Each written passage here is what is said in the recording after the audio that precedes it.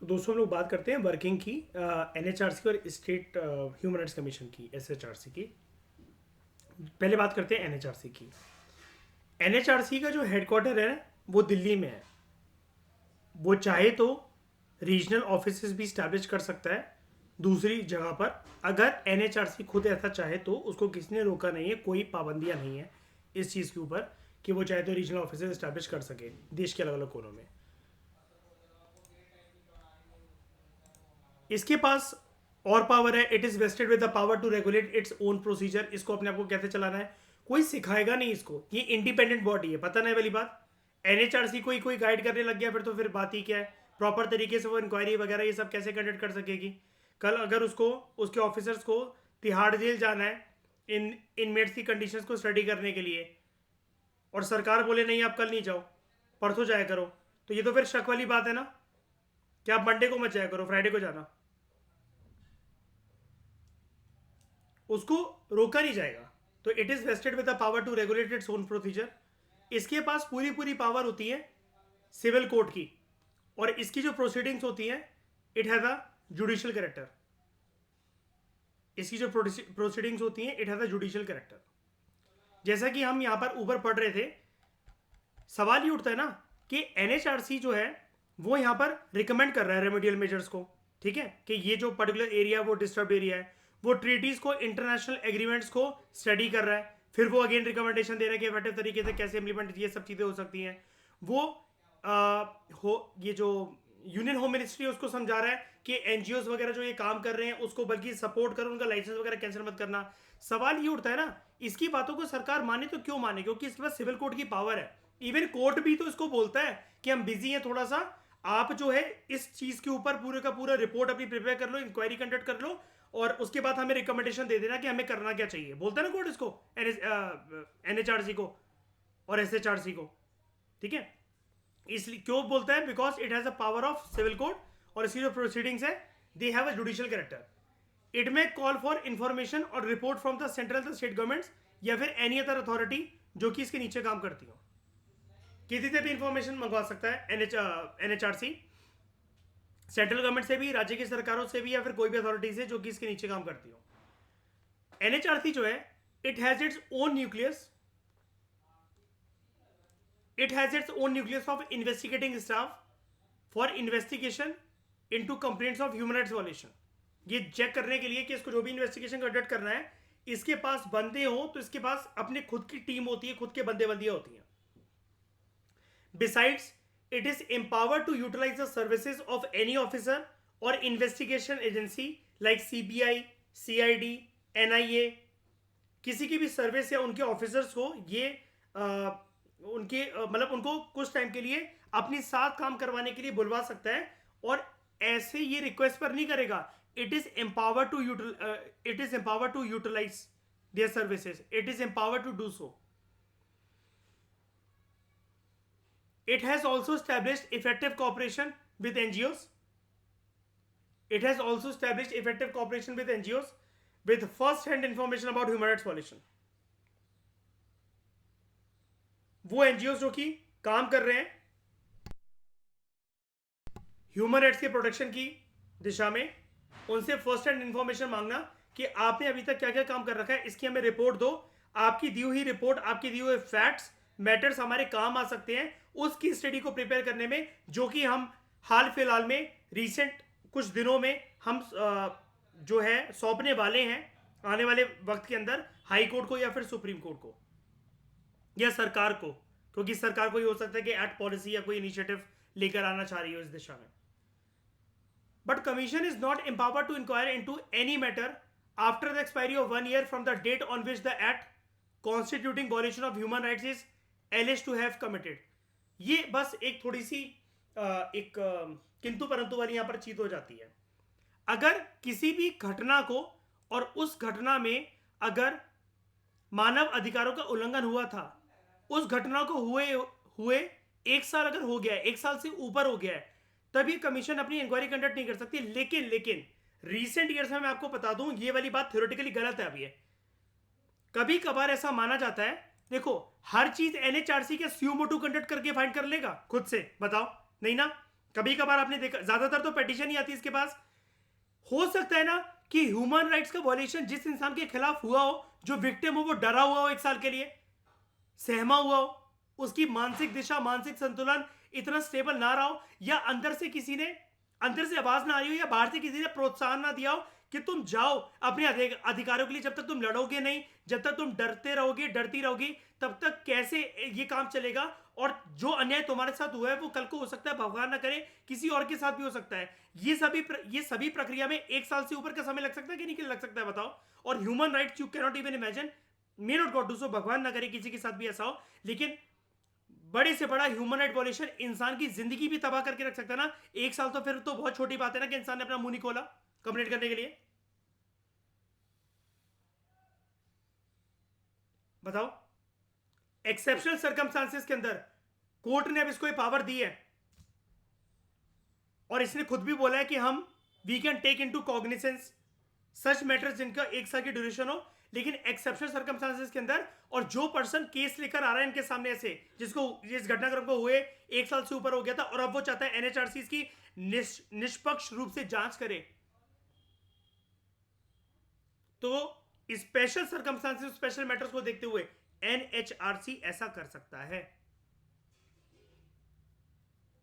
इस चीज को दिल से मत लगाना कि 1 साल से अगर ऊपर अगर हो गया है तो एनएचआरसी के पास पावर नहीं है, पावरलेस नहीं है वो।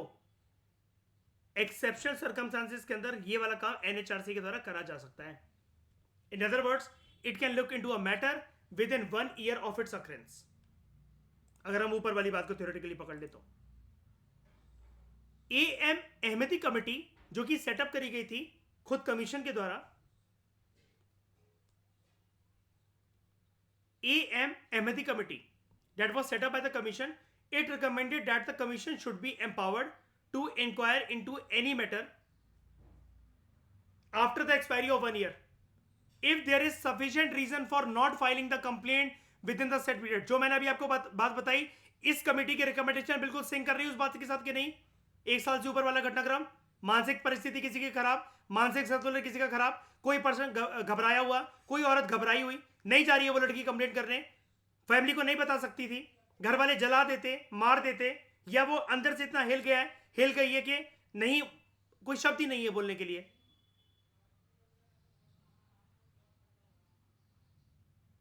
1 साल से ऊपर घटनाक्रम का अगर हो जाए, still NHRC can conduct inquiry into this. कौन सी कमेटी ने रिकमेंडेशन दी है? AM Ahmadi committee.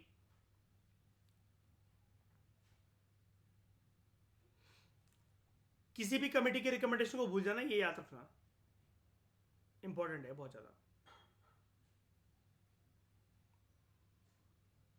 हमारे 7th एडिशन में श्रेक बहुत अच्छी चीज दे रखी है ना, पीछे नहीं जाना पड़ता, वो नीचे ही दे रखे हैं बैक की चीजें, है ना।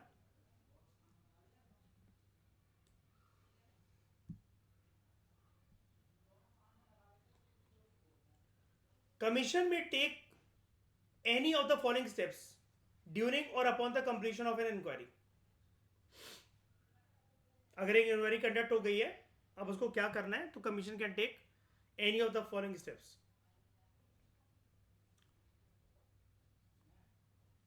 वो रिकमेंड कर दे कंसर्न गवर्नमेंट को या अथॉरिटी को। कंसर्न गवर्नमेंट मतलब क्या? राज्य की सरकार हो सकती है, केंद्र सरकार हो सकती है, कोई अथॉरिटी हो सकती है, उसको रिकमेंड करे to make payment of compensation और डैमेजेस टू द विक्टिम। अब सरकार ये क्या मना कर सकती है क्या? हमारे लोगों ने थोड़ी ना शोषण करा उसका, हमारी वजह से उस घटनाक्रम को थोड़ी ना अंजाम दिया गया, बोल सकती सरकार ये?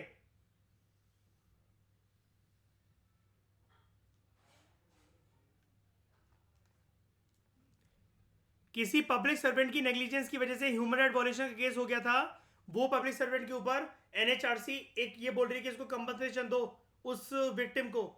वो अथॉरिटी, वो केंद्र सरकार, राज्य सरकार, जिसको भी एनएचआरसी ने डायरेक्ट कर रखा है कि you should pay the compensation amount to the victim, can that authority, that central government और state government, can it reject such thing?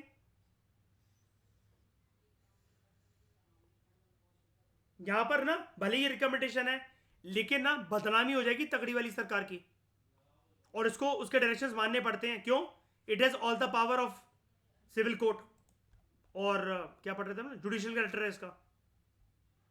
अच्छा मुझे एक बात बताओ, हाँ मैं आपसे ये पूछ रहा था, सरकार या उस अथॉरिटी ने तो उस घटना को अंजाम नहीं दिया, उनकी वजह से तो नहीं हुआ ये, तो वो मना कर सकते हैं कि हम क्यों दें कंपनसेशन? कल को ऐसे किसी के साथ कुछ भी होता रहेगा, हम पैसे देते रहेंगे फालतू पे किसी को? कंसोलिडेटेड फंड ऑफ इंडिया का पैसा ये। हाँ वेरी गुड, यही जानना चाह रहा था। सरकार जो है वो प्रो वेलफेयर अप्रोच के साथ काम करती है, not with the aim of profit making. कल को कोई भी अनहोनी होती है तो एक बार बताओ ना, तुम ये कह रहे हो हमारी वजह से ऐसा नहीं हुआ, तो तुम्हारी राज्य व्यवस्था साली इतनी स्ट्रांग क्यों नहीं थी कि ऐसी घटना को अंजाम मिला तुम्हारे पीठ पीछे भी? तुम शांति से क्यों सो रहे थे फिर? क्यों नहीं थी उस जगह पर उस टाइम पर पुलिस? क्यों इसको इंसाफ मिलने में इतना टाइम लगा? कमी तो तुम्हारे एंड से हुई है ना।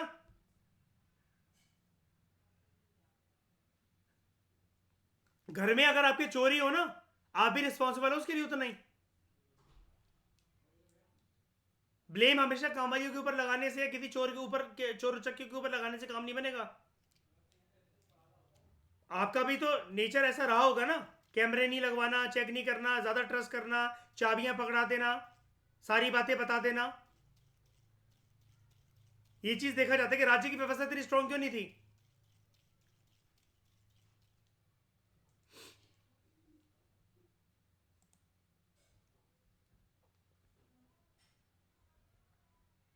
पहला पॉइंट क्लियर हो गया, पहले बताओ।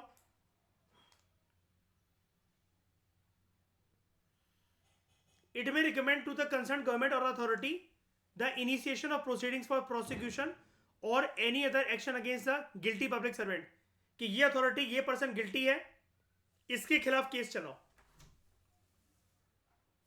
इसके खिलाफ केस चलाओ। वो रिकमेंड कर सकता है ये एनएचआरसी। उसके बाद एनएचआरसी में recommend to the concern government और authority for the grant of immediate interim relief to the victim. अब आपने एक रिलीफ तो देख ली कंपनसेशन की फॉर्म में, पैसों की फॉर्म में, बाकी क्या हो सकता है? सामने वाले को सजा देना भी एक इमीडिएट रिलीफ होगी कि नहीं होगी विक्टिम के लिए?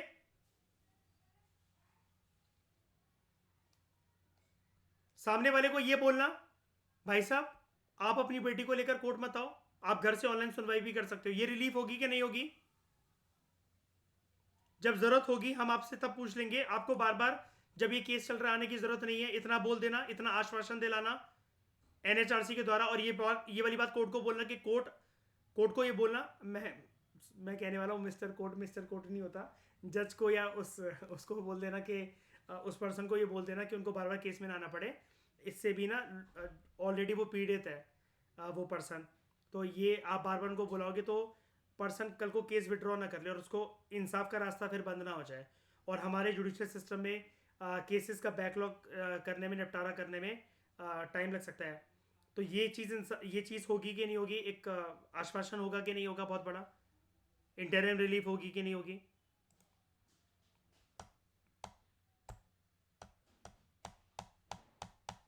इट में अप्रोच द सुप्रीम कोर्ट और the high court concern for the necessary directions, orders और रिट्स।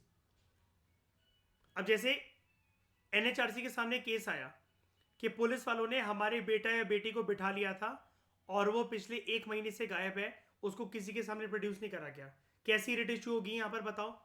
एनएचआरसी के सामने जब केस गया, एनएचआरसी कोर्ट को क्या बोलेगा? क्या इशू कर दो फटाफट। वेरी गुड, प्रोड्यूस द, अब चाहे वो लिविंग बॉडी हो फिर चाहे डेड बॉडी हो 1 महीने के बाद, है ना प्रोड्यूस द बॉडी।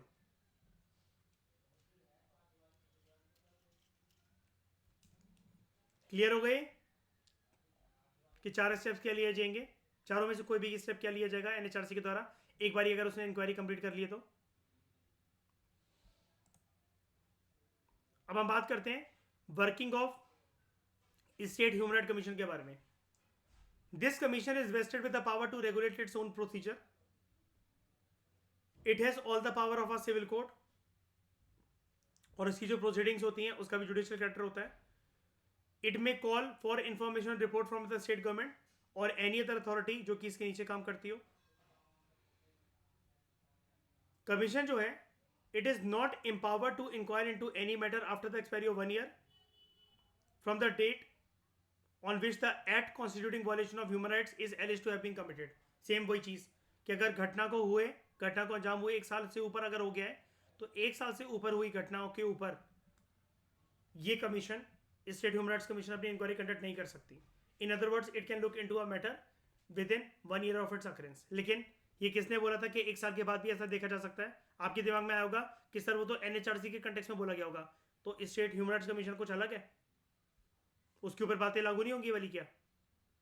कमेटी का नाम बताना. AM अहमदी.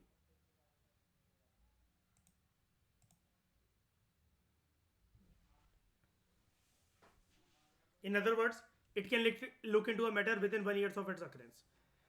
जो स्टेट ह्यूमन राइट्स कमीशन है, it can take any of the following steps during और upon the completion of an inquiry. Recommend करना राज्य की सरकार को या किसी भी अथॉरिटी को to make payment of compensation और डैमेजेस टू द विक्टिम. उसके बाद इट में recommend to the state government और authority the initiation of proceedings for prosecution और any other action against the guilty public servant. It may recommend to the state government or authority for the grant of immediate interim relief to the victim. Supreme court को approach कर सकती है body और state high court for necessary directions orders for its. तो it is clear that function of the commissions are mainly recommendatory in nature.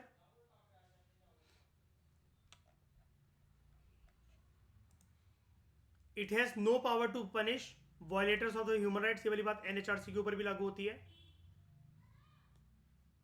क्योंकि power of a civil court है, लेकिन court नहीं है ना वो अपने आप में. कोर्ट है क्या ये एनएचआरसी एसएचआरसी?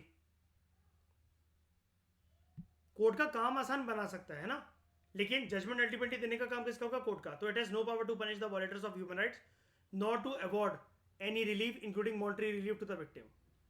इसकी रिकमेंडेशन जो होती है, they are not binding on the state government authority, but it should be informed about the action taken on its recommendation within 1 month. ठीक है. It should be informed about the action taken on its recommendations. कौन? State government या फिर कोई भी authority on its recommendation within 1 month. The commission submit its annual और special reports to the state government, and these reports are laid before the state legislature along with the memorandum of action taken on the recommendation of the commission and the reasons for non acceptance of any of such recommendations.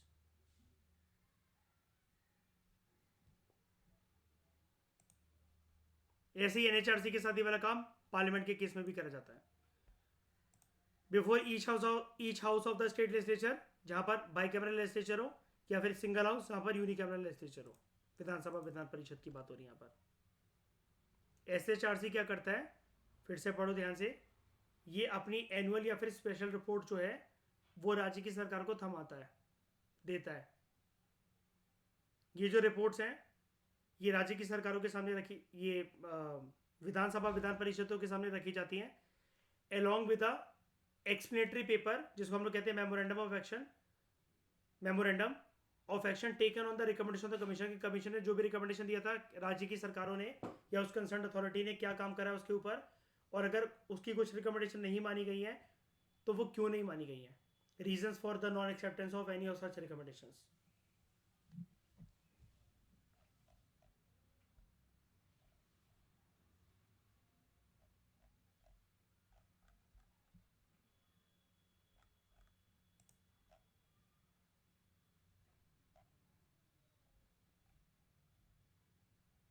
Role of the commission.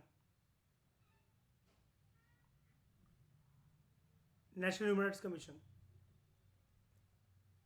जैसा कि मैं आपको SHRC के case में पढ़वा रहा था, जो फंक्शंस हैं कमीशन के, they are mainly recommendatory in nature. कोई भी इसके पास पावर नहीं है to punish the violators of human rights, not to award any relief including monetary relief to the victim. इसकी जो रिकमेंडेशंस हैं वो कंसर्न गवर्नमेंट के ऊपर कोई बाइंडिंग नहीं होती हैं, they are not binding on the concern government और अथॉरिटी. लेकिन कंसर्न गवर्नमेंट और अथॉरिटी जो है या फिर जो एनएचआरसी है, it should be informed about the action taken on its recommendation within 1 month. In this context a former member of the commission observed justice VS Malimath. ये कौन होंगे? जज ऑफ सुप्रीम कोर्ट, क्योंकि हमेशा एनएचआरसी का किसके साथ लेना देना होता है? सुप्रीम कोर्ट के साथ। एक इन्होंने रिपोर्ट निकाली थी, role of human rights commission, human rights in India, problems and perspective. उसमें जस्टिस वीएस मलिमात जी ने कहा था, government can not wash away the recommendations made by the commission. Commission का जो रोल है वो रिकमेंडरी नेचर का है, एडवाइजरी नेचर का है, yet the government consider the cases forwarded by it. It is therefore improper to say that commission is powerless. It enjoys great material authority and no government can ignore its recommendation. इसके अलावा commission का बड़ा ही limited role रहता है, limited powers and jurisdiction with respect to the violation of human rights by the members of the armed forces. समझ आना, वैसे तो बहुत बहुत ब्रॉड रोल है इसका, पावर्स है, जुरिसडिक्शन है, लेकिन यहाँ पर बात हो रही है with respect to the violation of human rights by members of armed forces. Previous lecture के अंदर आफ्सपा के बारे में काफी डिटेल में बताया ना मैंने, सारी बातें बताई आपको, आर्म फोर्सेस वाले कैसे ह्यूमन राइट्स की वायलेशन कर सकते हैं। तो अंडर द एक्ट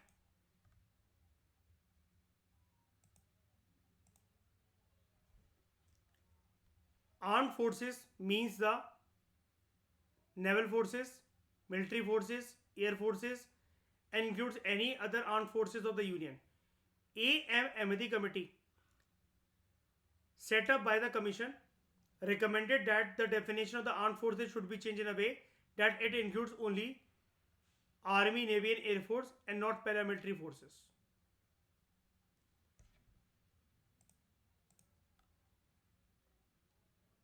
तो this is where the commission may seek a report from the central government and make its recommendation. मतलब यहाँ पर जो है आर्म फोर्सेस वालों से रिपोर्ट नहीं ली जा सकती है, सेंट्रल गवर्नमेंट से रिपोर्ट ली जा सकती है कि आपने तो तैनात कर रखा है आफ्सपा वालों को या फिर मिलिट्री वालों को इधर उधर, पैरामिलिट्री फोर्सेस वगैरह को, तो आप हमें बताओ कि क्या सिनेरियो चल रहा है, या फिर हमें परमिशन दो कि हम इंक्वायरी वगैरह कंडक्ट कर सकें।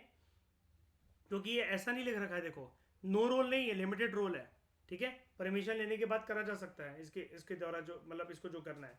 क्योंकि सेंट्रल गवर्नमेंट खुद कैसे पता लगाएगी कि कहाँ पर ह्यूमन राइट्स का वायलेशन हुआ है, जहाँ पर जो है आर्मी का रूल चल रहा है या फिर आर्म फोर्सेस वाले तैनात हैं या फिर उनके थ्रू आर्म्ड ऑफिसर्स के थ्रू कुछ वायलेशन हो गई है ह्यूमन राइट्स की।